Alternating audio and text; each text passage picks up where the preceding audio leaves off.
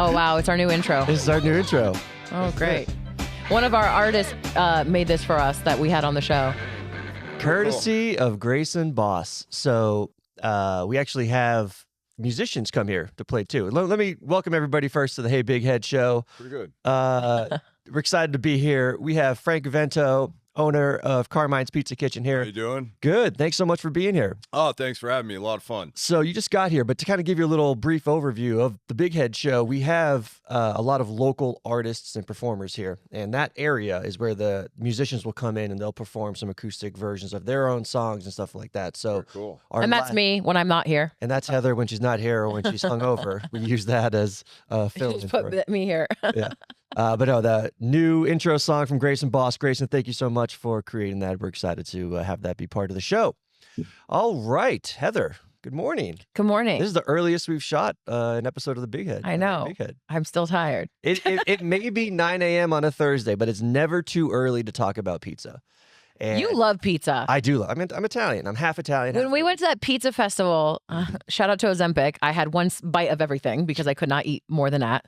And that was such an interesting experience because I feel like I have not deep dived on the pizzas of Las Vegas. You missed out. You had bites, but you missed I out missed on a bunch. some really good slices. I did. Yeah. Yeah. It was fun. So Vegas Local actually, the reason we're here right now is because Vegas Local did a little in-season tournament of the Pizza Fest. And it was just a competition of all of the pizzerias around town that were in that LV Pizza Fest.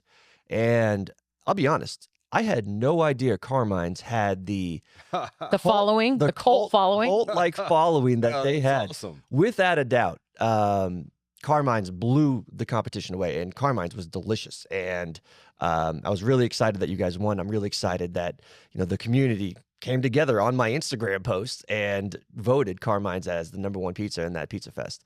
Yeah. So that's why we have Frank here. Frank, so much for coming in. Oh, thank you. It was a fun competition. It's great to be here. Good. So how long have you been the owner of Carmine's Pizza Kitchen right now? Oh, I mean, me personally, Mhm.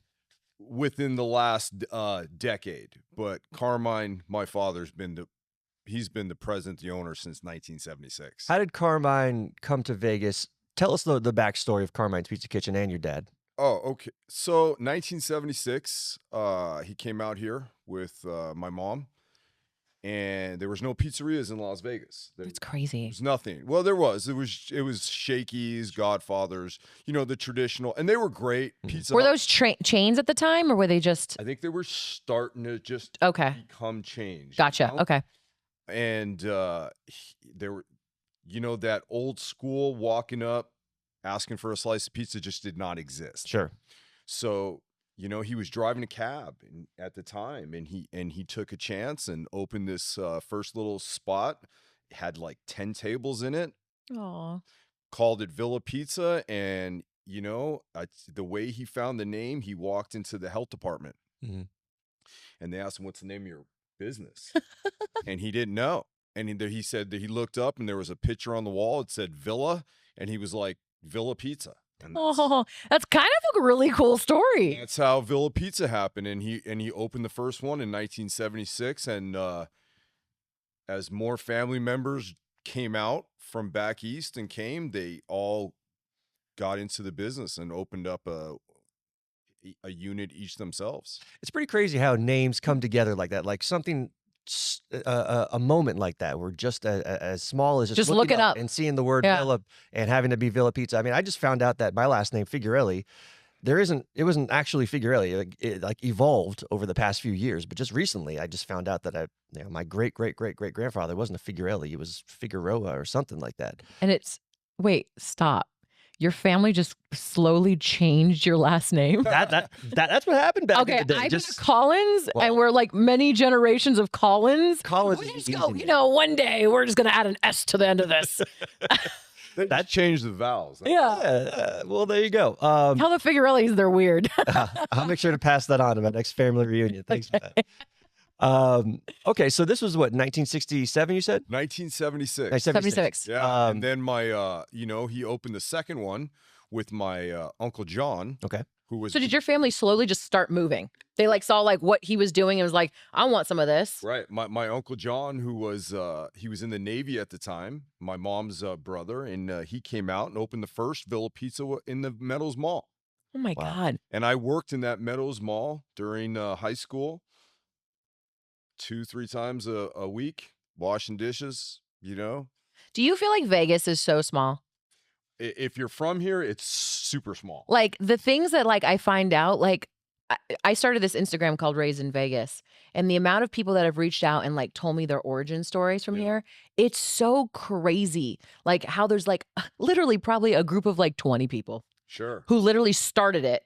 And like it is just like little family stories of bringing it here. Like I was born here in 1998. My family origin story starts with me. I was the first one. Wow. And it's just crazy to me, like how many cool stories there are of people like starting in the 70s and stuff like that. Like I'm not as cool as I thought I was. There's cooler people that have been here for like ever and who saw the original Vegas. Like, what are some of the things that you miss about Vegas from being a kid, like working at the Meadows Mall at the pizzeria? You know, it was a lot.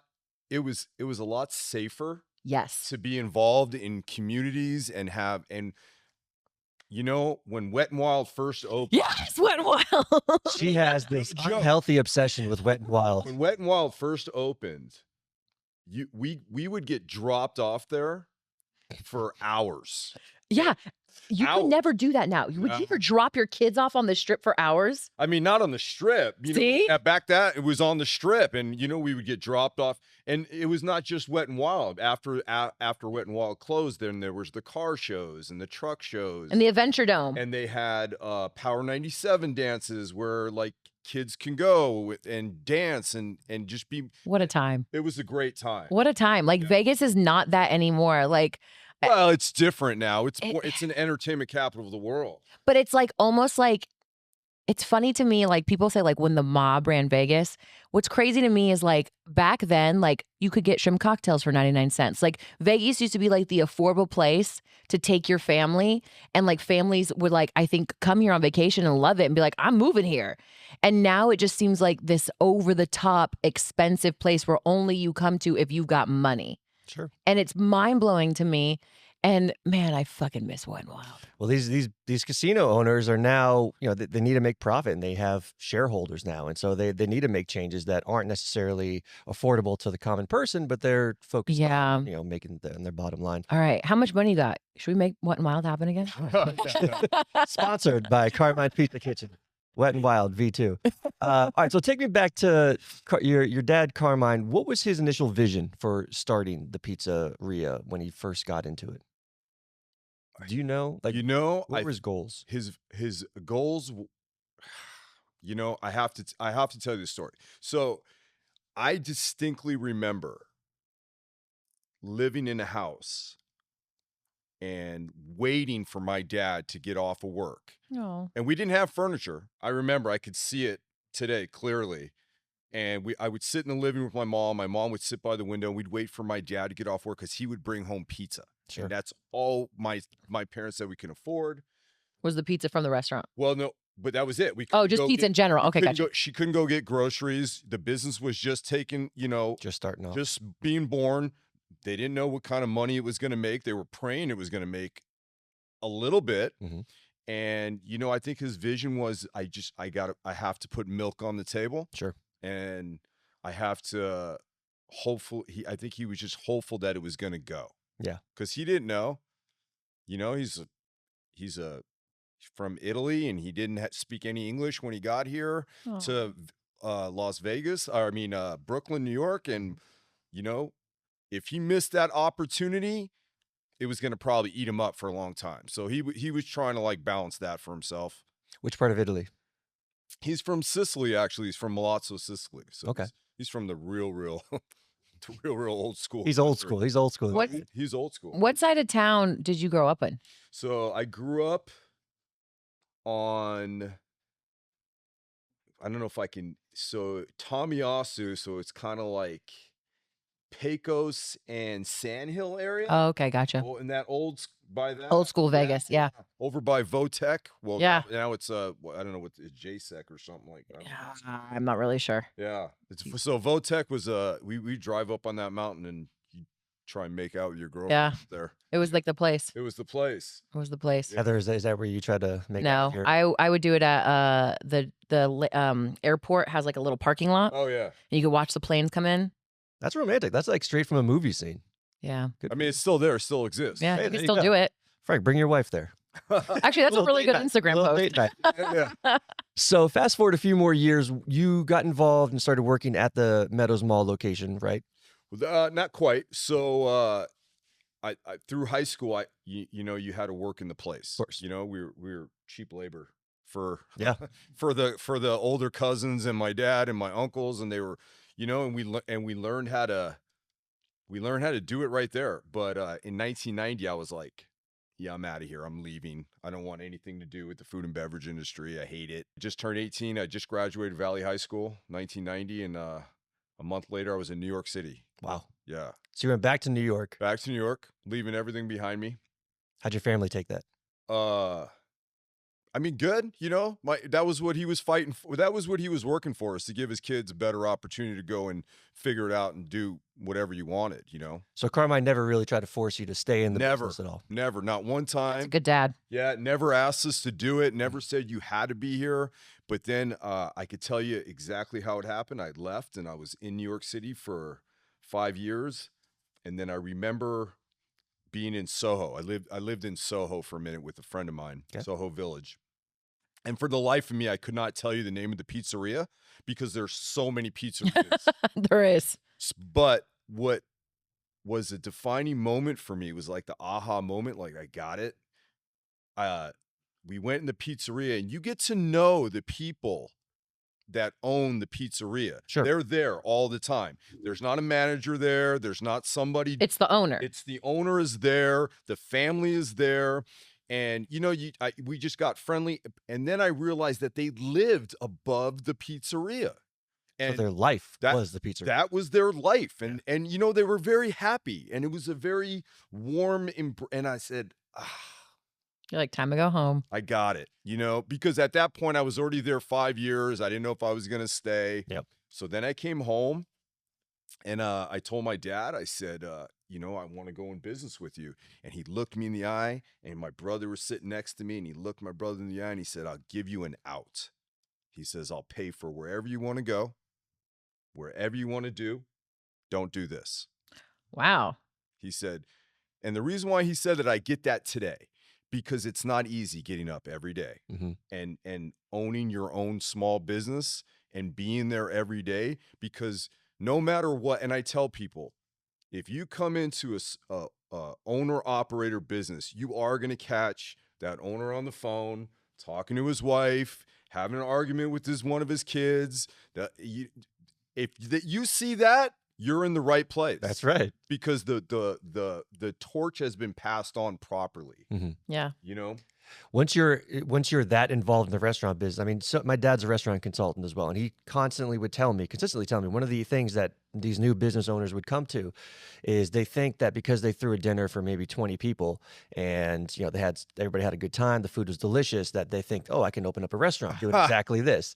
But no, you got to do that daily. You have to make sure the food stays consistent. You got to worry about inventory and, you know, sales reps. And you wear a lot of hats. Absolutely. You wear a lot of hats. And then with those hats come, you have to impact somehow. You have to give back somehow, some way. You have to do it. If you're grateful enough to be successful, you have to give back. And the only way I found to do that, and now I realize back to your original question, what my dad's passion was, it's your staff. Sure. It's your team members. You know, they're not your employees. They are your team members. They come in every day. They're there helping you be successful. And if you don't create some kind of opportunity for them to either stay with you and be valued or move on with a good core values of character, integrity, respect, you didn't do your job. Right. you're not giving back properly. That's my view. That's how I run my places. Do you have a employee or a team member that's been tenured for a very long time with you? Yeah, well, we don't even consider him a team member, or we consider him our partner in this journey that the whole family's been on. And I was 16. I was 14. He was 15. He's still with me today. That's awesome. What? That's cool. Yep. That's amazing. Still with us today. I mean, and Aw. like normal families, siblings they flee the nest. Sure. And they come back, and they flee the nest, and they come back until when somebody says, I just want to come to a place where I'm safe, and I want to go home where I'm safe, and I want to come to work happy, and I want to go home happy. Sure. And I think it's right now, the position that you asked me what my position is, it's my job to make sure that happens for the people that are working every day for me. That's awesome. Well said. Yeah. Well said. So Carmine gave you an out. And I'm not easy to work for. Like I'm Italian. That's okay. I was gonna say you're Italian. I got a lot of moving parts to me. Listen, I get that. Yeah, it's all things considered, this is your business. Somebody said, "What's the ingredient for you?" I said, I don't apologize for who I am. I'm not always a nice person, but I'm always a good person. Is that the Italian in you, or is that the Brooklyn in you? No, that is the man in me at this point. Well said. That's a clip right there. That's a clip. That's a clip. We're cutting that. We're putting that on social media. That's a clip right there. Thanks. Well said. So did your brother take the out, or did he stick around as well? So he was playing football in California somewhere. Yep. So when we decided to come back together, he took the journey. His journey is different now. Sure. He's a different position in the company. He has a job outside of the company, but he's still part of the Fantastic company. He just doesn't do the day-to-day stuff anymore. When did your dad's not as involved? And my sister is, okay. Now that my mom passed, my sister is the kind of finance of it. She, signs checks. And I kind of love a family business, though. Mm-hmm. yeah, For something It's about crazy. a family business, yeah, it's crazy. If you've seen the movie, the show Succession, I've never seen that. It's what? very. I'm really bad at watching TV. And Heather doesn't have the attention span. I don't for have the TV attention show. span to watch. You don't have to watch them totally, but if you want to capture what exactly passion of a family, watch The Bear. The Bear. I was just about to ask you. Okay, Phenomenal. I'll have to watch that. The dinner episode where they had the family reunion there. Yeah, I've had plenty of forks thrown at me, man. Oh my God! Now I have to go watch this because I want to know why people are throwing forks. I could tell you this. I genuinely ask my team to watch it, and then we talk about it. Yep. Because I want them to understand everybody's position on the team and how it meshes well. And you have to mesh well. And if you don't, I'm the one that has to take somebody's job. And that's not easy. I lose sleep over that the night before. Anybody that's been in the restaurant business in some sort of management level minimum, even just on the line minimum, even actually just any position, anybody that's been in the restaurant business should watch The Bear. And just 100%. Without a doubt, you're connecting with somebody 100%. on that show. Somebody that's connecting with that show. It's phenomenal. I forgot I used to work at a pizza restaurant, and now having this conversation, I was like, damn, I remember working there. Do you miss it? No.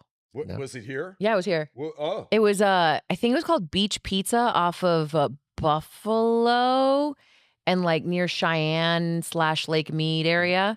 It was I don't remember that place. it was tiny.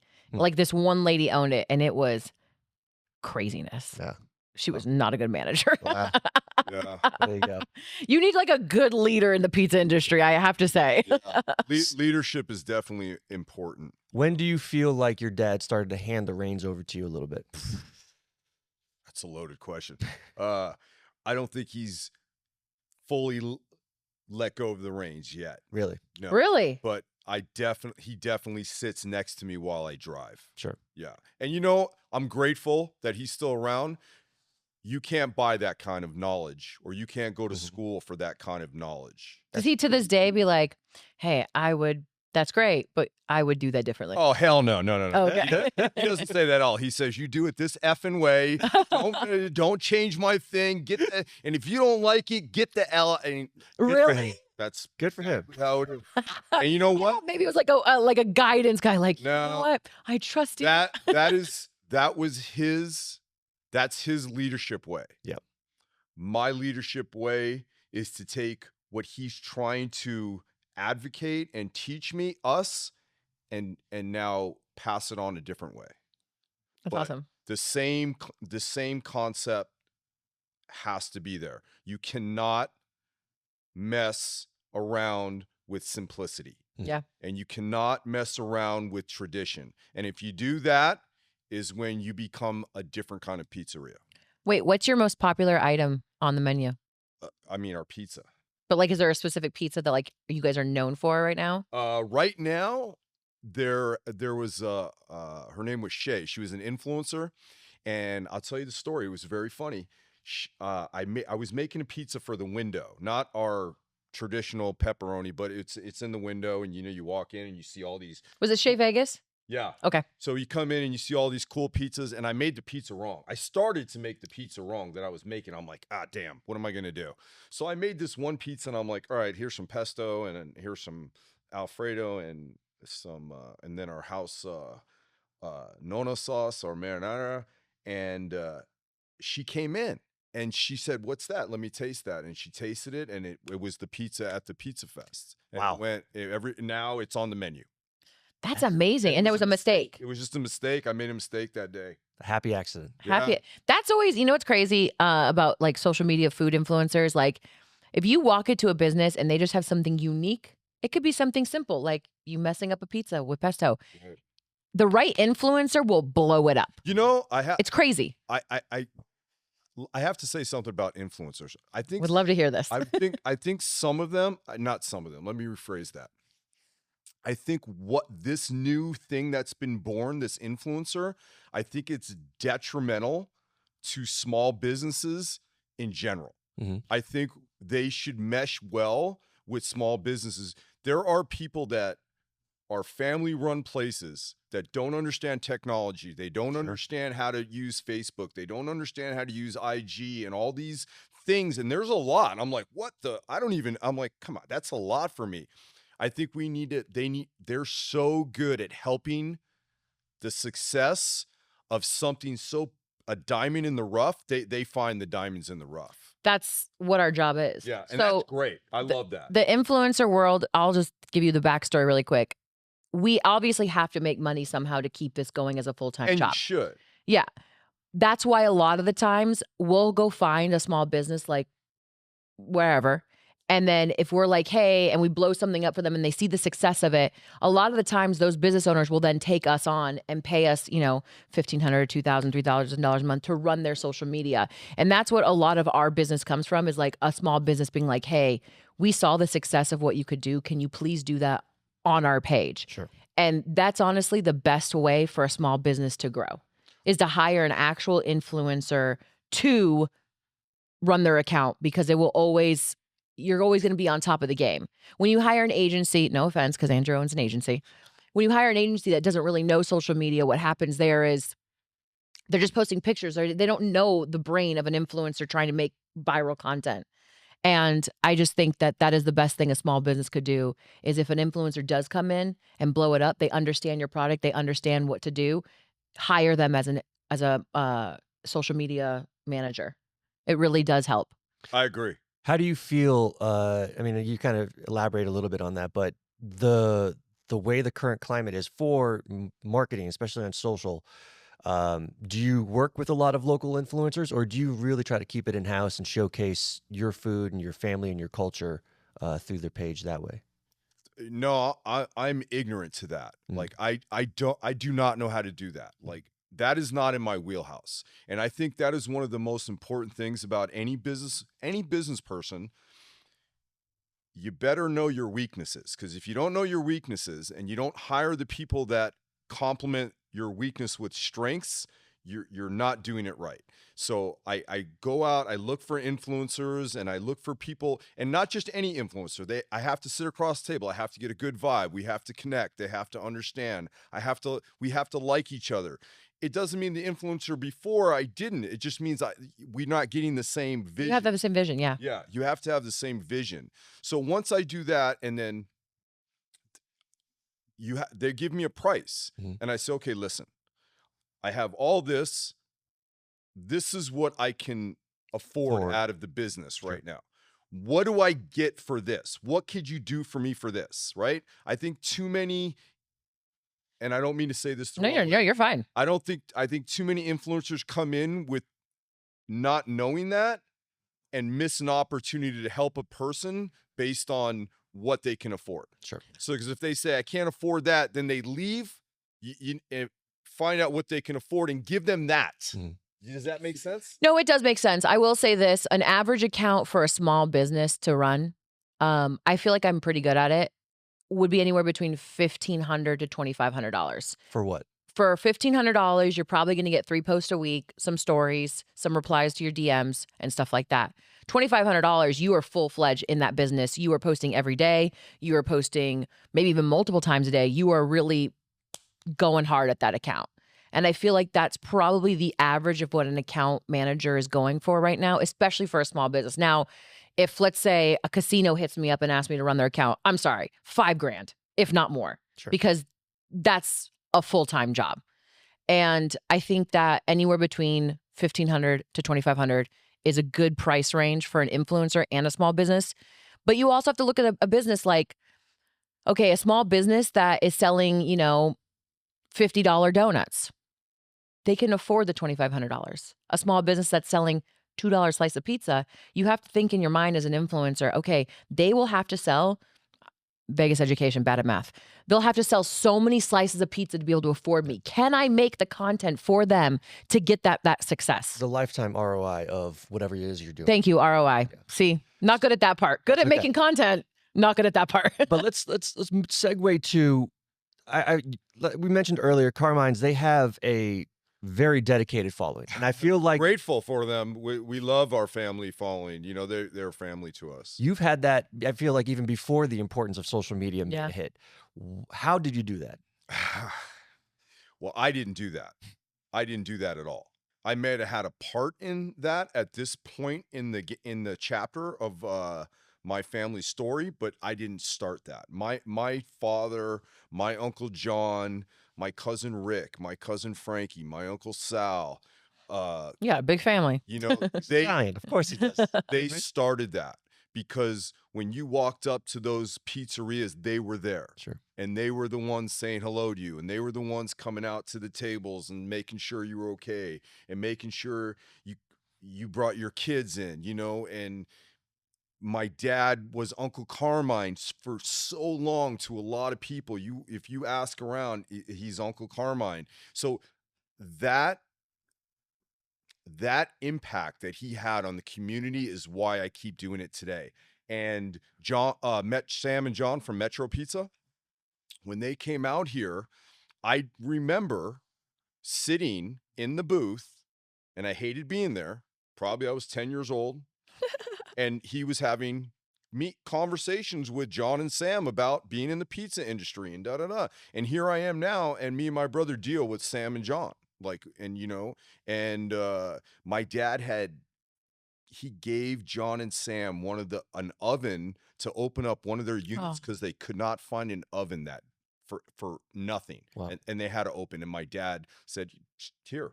So that is the pizza community that is tight. So a lot of people, like, when they try and pin us against each other, because I hate that, by the way. I don't engage in that. You don't play that game. I hate that. It's not what we're about. Like, we don't do that. I'm friends with Ricky from Rebellion, and I know Vince from Good Pie, and I don't want to see anybody not be successful. There's enough pizza and enough people to go around. Yeah, I don't want to see people not be successful because, again, most of the people that are there that you see, the owners in any business, they're there doing it. They're supporting their families. They're supporting, and the ones that do it for an egotistical vision, I don't get along with. That makes sense. That's just what it is. Like, I'm sorry. I just don't get along with that. I can't buy into that vision. I know that is the vision. That's not where I'm going. Like, I'm going to tell for my family to say, hey, look, this is what we built as a family. You have an opportunity either to keep going or go impact the world someplace, somewhere, some other way. And when I see at the pizza festival, when all those people were there, and I was next to the Rebellion Pizza, and there was a pizzeria across from me, and we were all talking and laughing, and and you walk away from that conversation. That is what the pizza festival is about. Sure. It's not about me trying to say, hey, we're the best. Let me tell you, there is no best. Well, according to our followers, you are the best. Well, I think the word is memorable, because we've made so many memories for certain people that have grown up in Las Vegas. Yep. And that is how we created our family member clientele. I love that. We had our last guest was Misha Moulton. She's a personal injury attorney here in town. I see her billboard. You see the billboard. I asked her the same question about the what's the competition like in Vegas, in the in that industry, and she said it's cutthroat, absolutely cutthroat. Yeah. So to hear that the pizza industry in Vegas, a majority of it is not like that. That's awesome to hear. Yeah, I love that. And that's a double-edged sword too. Because and I was telling you before we went on air, Mm-hmm. people walk in, and if you see the owner, and it doesn't matter what business, I go to Ace Hardware religiously to get anything I need if they have it, because of the way I feel when I walk through that door. That is very true. You know what I mean? That is very true. I could go to Lowe's, I can go to Home Depot, but I go there because the way they make me feel, the experience I have, if I'm buying just air freshener, it's just, and that's good to me. Another place that is family run is Original Sunrise Cafe. Andrew and Angie, you feel a certain warmth when you come in. Look at that. Look at you too. That's that Vegas connection. The Vegas. But there's the double-edged sword to that. Which so is when people come in, and I'm able to advocate that as a customer, you should have some respect. Yeah. And there are some things you should abide by, and there is an etiquette you should also have as a customer in any place you go. And when you come in, you can't act like we're beneath you. Sure. I hate that. You can't do it. And you know what? At this point, if I had, and I probably have lost a customer here or there over time, but I cannot have you disrespect the place or my people, my family team members in my place. Yeah. I cannot have it. And I'd make some people mad. But some people come in and they'll hear me on the phone with my brother, and I'm like, I don't give a fuck if he's not. They're probably like, wow, this guy's angry. And they're like, that's exactly, the guy's ornery. But the regulars that know me, they know. Like, Frank, I'm gonna get my own drink. And that makes it all the best, right there. I love that. Yeah. That I got that feeling when we went to that one Italian restaurant.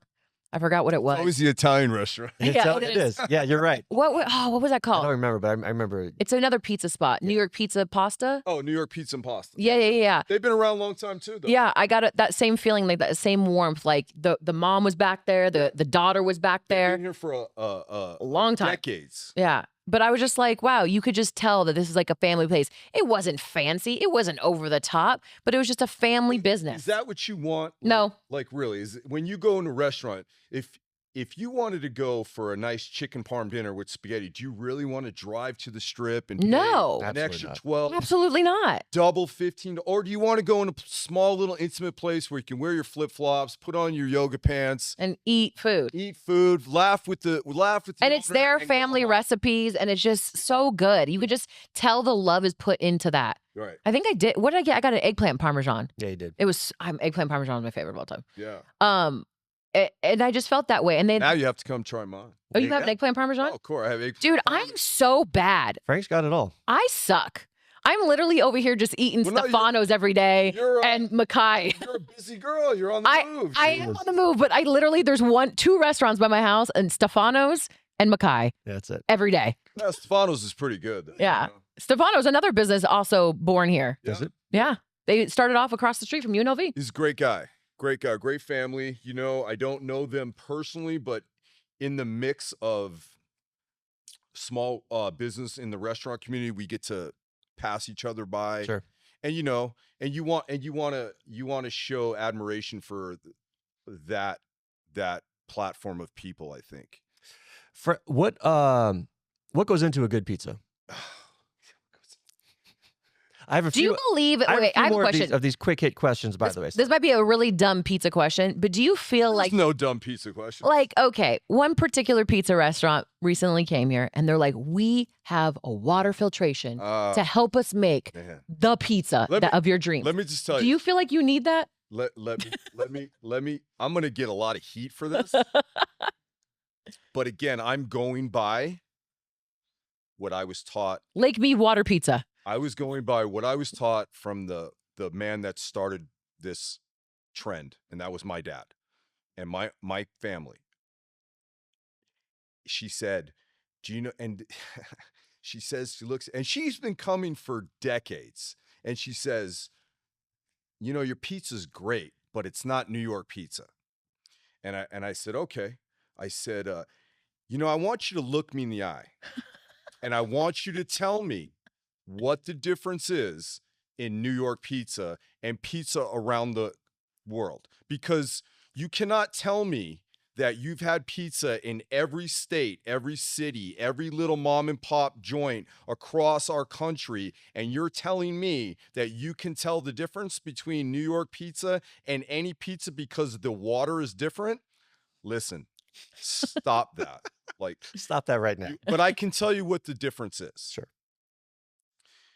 If you walk in a place, again, let's focus on that. And you see the owner, and you see the mom has an apron on, and you see the dad is there, And the uncle's cooking. and the uncle, whatever, and the team members, you can tell, have been there forever. You can bet your ass they are doing it from scratch. And if you do it from scratch and you don't buy things and you don't cut corners and you show people, look, you cannot push the lever on the cheese fast because you're going to change the consistency of the cheese. You cannot zip the sauce this way because you're going to change how when we put it on the thing. You cannot, we call it painting, when you paint the pizza, if you don't use that ladle correctly and put that sauce on correctly, you are going to change the taste of the pizza. That is what we advocate in our place. That's the difference. If you go in a place, consistency, and if you go in a place where somebody is not constantly adjusting that, you're just going to have people doing it any way they want, and then it changes, you know? But the other ingredient is in New York City, if you walk down, and I lived in New York City. So if you walk down New York City and you walk down Broadway, you will hit 5 pizzerias. Sure. And you will not walk in that pizzeria and order a large pie. You will order a slice of pizza. And when you order that slice of pizza, they're going to take that slice of pizza that's probably been sitting there for 2-3 hours and throw it back in the oven. Throw it back in the oven, and that is the best way you're going to get that pizza to crispen up. Unfortunately, when you come out of cities like that and you come out of where there's a lot of walking traffic, you don't have that. So you're taking away what people perceive as New York pizza. Mm-hmm. And that's it. I have cousins that own pizza shops still in Brooklyn. They don't make large pies to go for nothing. It's all slices all day long. What do you do to your pizza? He taught me a trick to make reheated pizza the most amazing ever. I think I saw it on. Put it in a saute pan? Yeah, saute pan, put a little water. A little water? And then yeah.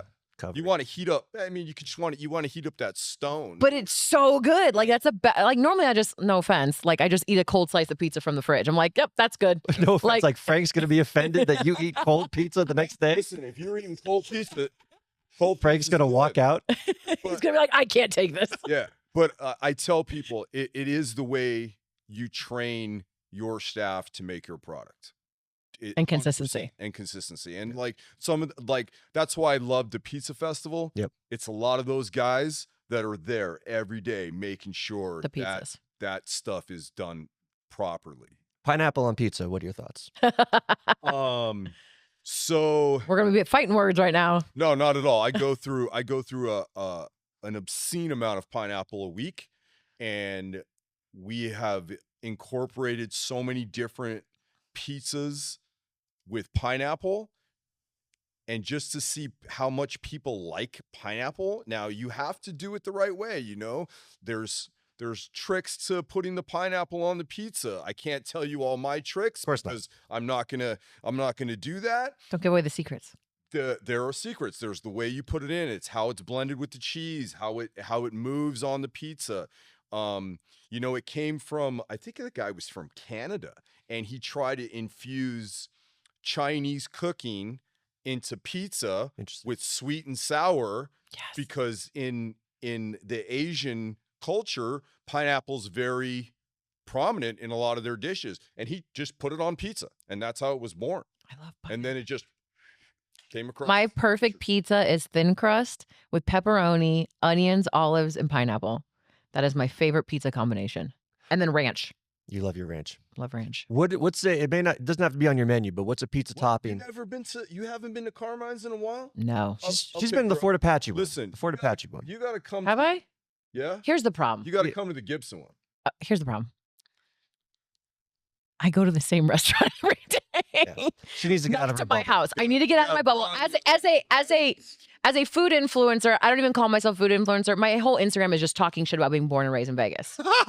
You will love it. I would love to be on that one. You will love it for the fact that you're like, oh shit, she's got it. Oh yeah, that definitely happened. I love it. I'll show you some funny stuff. But every once in a while, a small business that was like born and raised here will reach out and be like, hey, I was born and raised here. Please come try my business. And that is what happens. So I promise you within the next 7 days, I will go to Carmine's on Gibson and go try pizza. Yeah. Because you're right. I think I have had Carmine's. I'm sorry. Don't be offended by this. They all just start kind of blending in my head. And then I just don't eat pizza as much as I probably should eat pizza. And I'm just being really honest right now. You know, that just goes to show you that you're passionate about what you do and you're doing it. And, you know, we appreciate. I just have no time to eat. How many locations of Carmine's are there around town? Like, let me get her out of this. No time to eat. I don't. Yeah, You're a food influencer, I call bro. BS on that. I don't have time to eat. I call bullshit on that. I eat cheese and crackers every day. I eat Lunchables every day. I'm a child. It's time to level up. I'm turning 35 in a month. I'll level up. I'll level up next week or in a month. There you go. How many Carmine's are there around Vegas? So right now there's 4. There's one on American Pacific, which I'm at a lot in the daytime. There's one on Fort Apache and Sahara.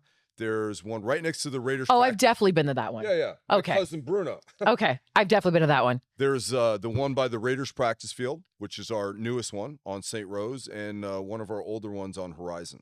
But over the course of the year, we've had so many. We used to own Ventano's, Italian Corner and Oyster Bar. Okay. Where Lindo Michoacan sits right now up on Horizon used to be ours. Mm-hmm. It was Carmine's on the Hill for a minute. That's cool. That location, by the way, is dope. Which one? The one on the hill, the Lindo Michoacan. Yeah, it was a great location. We sold that one and we kept the one Ventano's, which is down the street. So we've had a lot. We've been in the deli business. We've been in the fine dining business. We've been in the fast casual business. We've been in the quick service business. You know, it's been fun to see all those types. My favorite is where I'm at now. Good. 10 tables, intimate.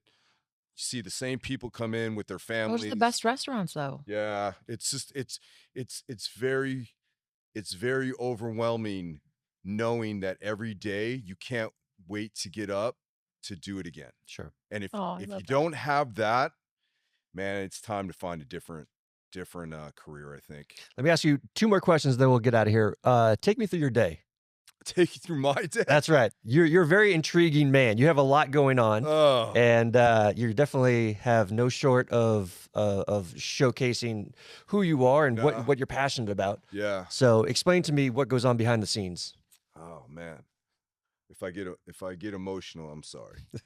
Um, yeah. So my day starts out about 4 a.m. religiously every day. I'll get up. My wife, she has my coffee ready for me. I just got to hit the button because I don't know how to work the coffee maker. So she doesn't want me to touch it. So she just does it for me. She loves me. Like she's my source of energy for everything I do because there's a lot of moving parts to me. And she definitely is my drive. So I get up at 4, I have my coffee. First thing I do is I'll look for my motivational video to get me through my day. I battled addiction for a while, which made me kind of lose everything. And I think I lost it because I wasn't grateful for what I had. And now I am. So I have to start my day knowing that I matter and knowing that the people that I'm doing this for matter and that love me. And then I have an hour, about an hour and a half, and I take that time and people are like, wow, you get up so early. That's my hour. And that's where I exercise.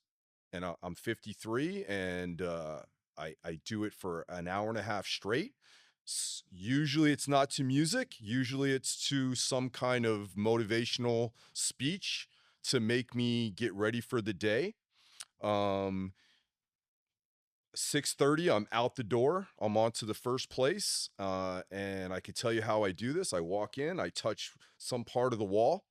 I say hello to the everything that's in there, the equipment, it's an energy for me. That stuff is running for me. It's making my family have what it has. It's helping me be the man who I am. And then I'm off to the second place.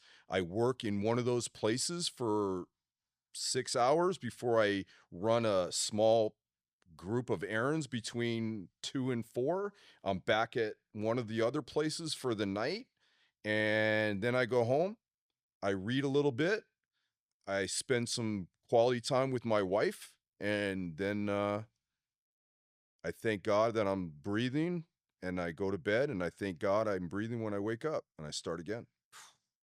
That's it.